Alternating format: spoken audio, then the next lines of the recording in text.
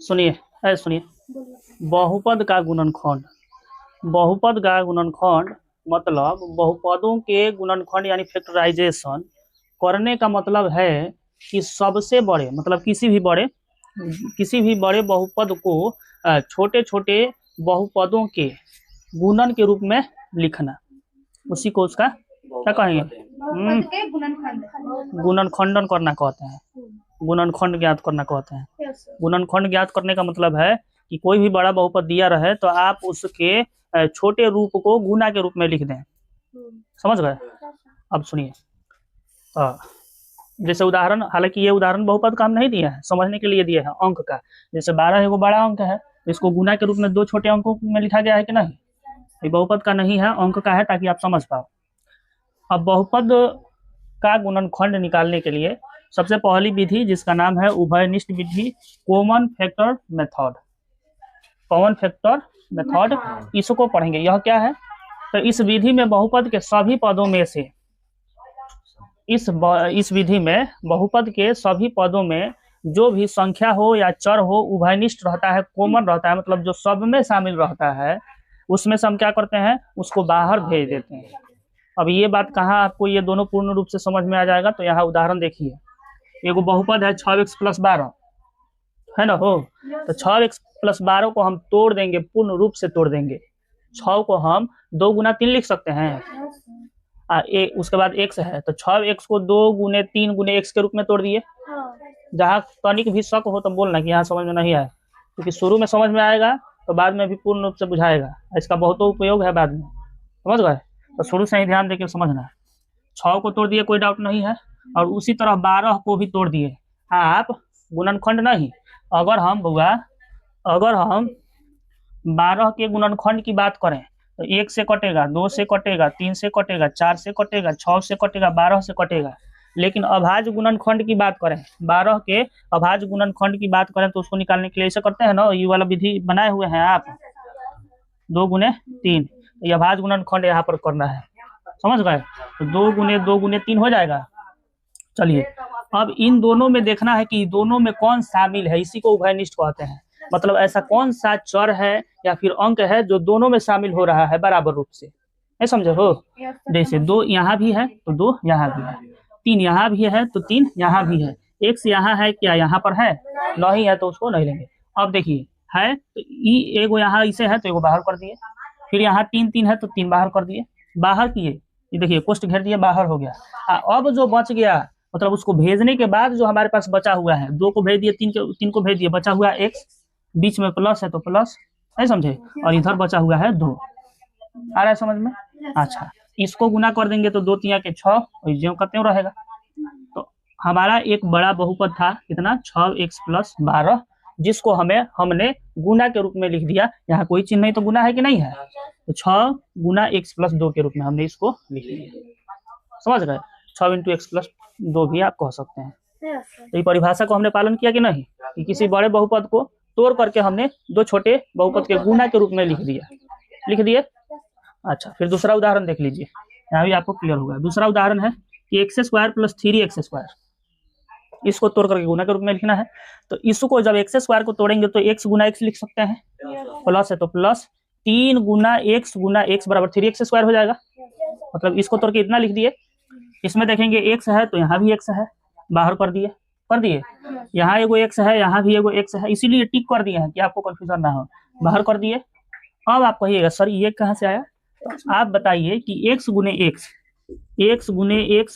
क्या इसको हम एक ऐसे नहीं लिख सकते हैं?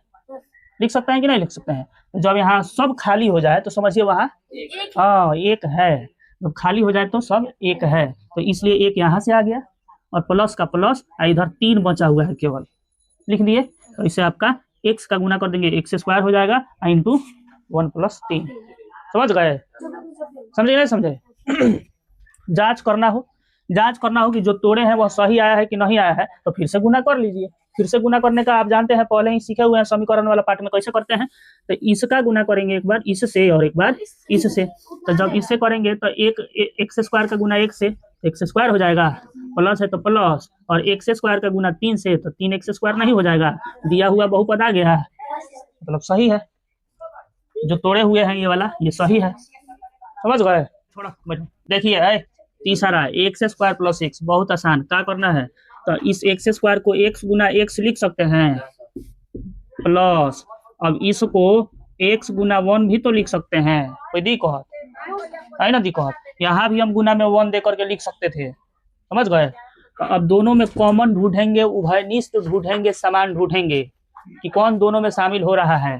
तो क्या एक्स एक्स दोनों में शामिल हो रहा है, तो इस दोनों के बदले एगो एक्स यहाँ बाहर, समझ गए।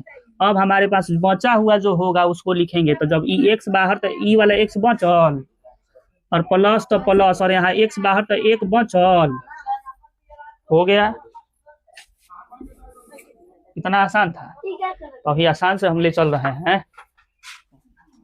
देखो सोना, देखो 8 को जब तोड़ेंगे अभाज्य गुणनखंड में तो इसको हम लिख सकते हैं 2 गुने 2 गुने 2, एक्स स्क्वायर को लिख सकते हैं एक्स गुने एक्स, ये पहला पद का हम तोड़ के लिखे, और दूसरा पद के लिए प्लस दीजिए, और फिर से 12 को आप यहाँ तोड़ के देख लीजिए, 2 6 2 3, मतलब यहाँ हम लिखेंगे कथी, तो 2 गुने 3, नहीं समझे। और उसके बाद आपका बचा हुआ है यहाँ गुना एक्स, दोनों पद को अलग अलग तोड़ दिए। अब दोनों में कौन मिल रहा है, देखो यहाँ 2 तो यहाँ भी 2 है, तो एगो 2 हम बाहर ले लिए, यहाँ भी 2 और यहाँ भी 2 है, तो एगो और 2 बाहर ले लिए, बाहर ले रहे हैं। फिर यहाँ 2 है लेकिन इसमें है नहीं है, यहाँ एक्स है और यहाँ भी एक्स है, तो गुना में एगो एक्स बाहर ले लेंगे, और बाहर का मतलब कोष्ट ऐसे घेर दीजिए, वो बाहर हो गया, समझ गए। अब पहला पद में देखो कौन बचा हुआ है, तो 2 और एक्स बचा हुआ है, तो यहाँ तो ये गुने में ना है, तो लिखेंगे भी गुना में, मतलब 2 गुने एक्स। अब आइए दूसरा पद के लिए, यहाँ बीच में प्लस रोक रहा है कि नहीं, तो आप भी प्लस से रोक दीजिए। अब देखिए 3, और दूसरा तो इसमें कुछ बचा नहीं है, इसके अलावा सब कॉमन भेज दिए हैं, तो 3 का 3 लिख दिए। अब जो इसको गुना कर लीजिए, मतलब 2 दूनी के 4x, समझ गए। यहाँ 2x प्लस 3 हो गया, बस इतना ही है। इसको बनाने के लिए जो भी अंक रहे अभाज्य गुणनखंड में तोड़ दीजिए, माने 15 है तो 3 पचे 15, यानी इसको हम लिखेंगे कि 3 गुने 5 गुने एक्स स्क्वायर है तो एक्स गुने एक्स ना जी, आप प्लस सॉरी हाँ गुना वाई, साथ में वाई भी है, हो गया। तो पहला पद का हम तोड़ दिए, और दूसरा पद तोड़ेंगे, प्लस का चिन्ह दीजिए, और फिर से इसको आप गुणनखंड कर लीजिए अभाज्य गुणनखंड, तो 2 से 10 फिर 2 से 5, यानी 2 गुने 5 ना जी, गुना एक्स गुना वाई गुने वाई।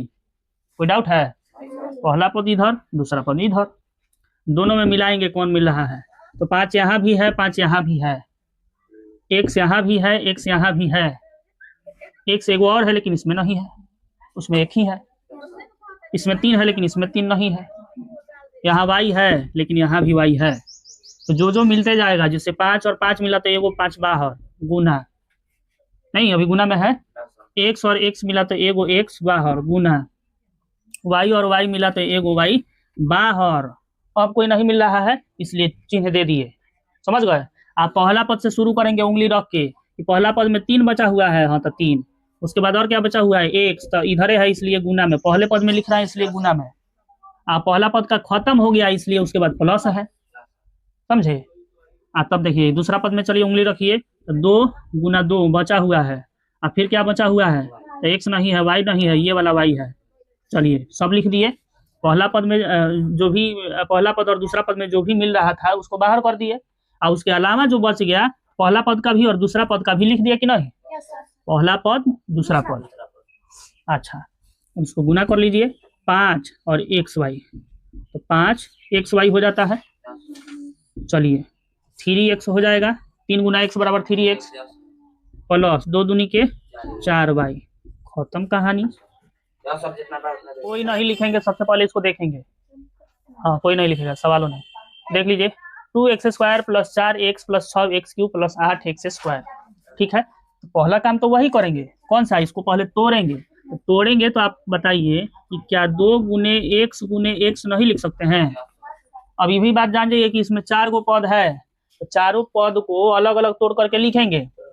पहला पद हो गया फिर प्लस, क्योंकि दूसरा पद में जा रहे हैं तो इसको क्या लिखेंगे, 2 गुने 2 और गुने एक्स, तोड़ दिए। अच्छा, तीसरा पद के लिए 2 गुने 3 गुने एक्स गुने एक्स गुने एक्स, समझे, और यहाँ देंगे प्लस। इसके बाद जगह नहीं है, अच्छा, तब इसको हम क्या लिख सकते हैं, तो 2 दूनी के 4 और 4 दूनी के 8 गुने एक्स, मतलब चारों पद को बढ़िया से हम तोड़ करके लिख दिए। इसमें कोई शक है नहीं। अच्छा, अब मिलाएंगे कि किसमें मिल रहा है, तो देखो ना बउआ, पहले देख लो, देखो मिलाएंगे कि किसमें मिल रहा है। 2 है, 2 है, 2 है, 2 है, समझ गए, आ रहा है समझ में।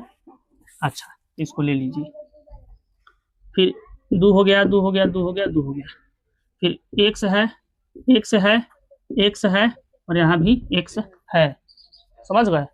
यहाँ क्या करेंगे हम, गुना एक्स ले लेंगे। और कुछ है नहीं है, और कुछ नहीं है, कहने का मतलब यहाँ एगो तो और 2 है नहीं कि इसमें मिलाएं हम, मतलब इसके अलावा अब कोई नहीं मिलने वाला है।